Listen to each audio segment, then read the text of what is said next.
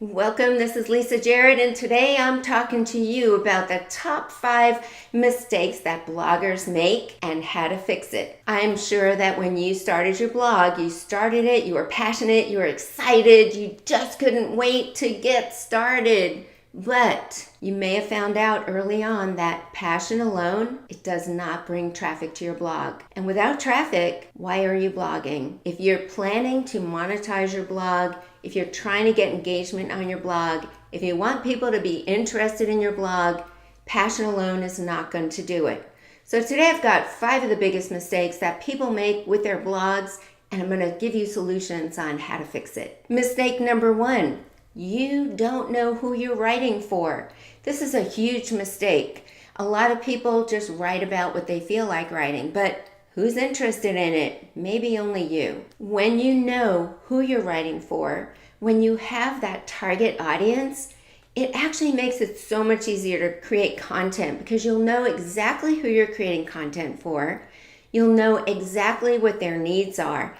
And that's an audience that's actually going to be interested in your content, and they'll want to keep coming back for more. So you want to identify your target market, do your keyword research to find out what their pain points are and what their interests are. And you also want to visit different communities online and Facebook groups, find out what does this target audience need and how you can provide value to that audience. And mistake number 2, you don't include any videos or images in your blog post. When you don't include imagery in your blog post, your visitors are having to get through these big blocks of text, and it is boring. It's not very engaging for them. Here's the thing, most people, they're on their phones, and your big paragraphs of text with no imagery at all is just taking up the entire screen. Now I have a really large phone, but most phones, maybe they're not this big, so people are just looking at these large blocks of text. It's overwhelming. Capture the attention of your readers,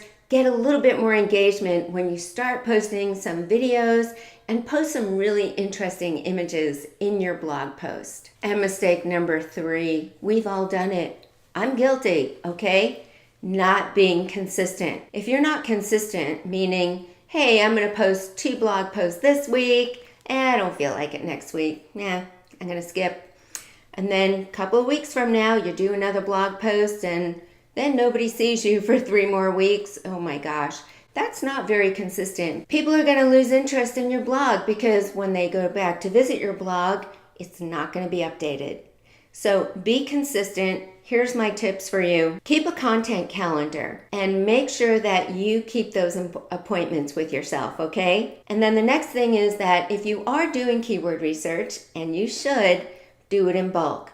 You can do a month's worth of keyword research at one time, come up with all of your topics so that when it's time for your blog post to be written, bam, you've got your keyword research, you've got your topics, and there's also something really cool. HubSpot has a really cool topic generator, and you can check out my blog post where I have a link to the HubSpot topic generator, and the link is in the description below. And mistake number 4, not structuring your blog post. If you're just writing these humongous blocks of text and you have no subheadings and no way for navigation or anything, that is a huge mistake. Most people, they're looking at your blog post and they're scanning through it. They're looking for sections to see if they want to read that particular section. You want to break up your content into manageable chunks of information so that your readers can consume it more easily and your readers can navigate it more easily. Not only that, here's a great twofer for you, okay? Google actually indexes lots of different elements in your blog post, including your subheadings. So you want to make sure that your subheadings support your title, but break up that content into sections, outline what you're going to be blogging about, and then fill everything in so that you have a nicely structured blog post to make it easier for your readers to consume your content. And number 5, big mistake. You're not collecting email addresses. Oh my gosh, I made this mistake years ago when I first started. I was not collecting emails and I literally had thousands of people coming through my website. So I missed out on thousands of subscribers and I could just kick myself. Don't be like me. Don't kick yourself. Get an email opt-in going on your site now. I've got some resources for you in the description below, so be sure to check that out. Blogging mistakes are normal, especially when you're starting out. This is a learning adventure and it never ever stops. I've been blogging for years, but we all have to continue learning and evolving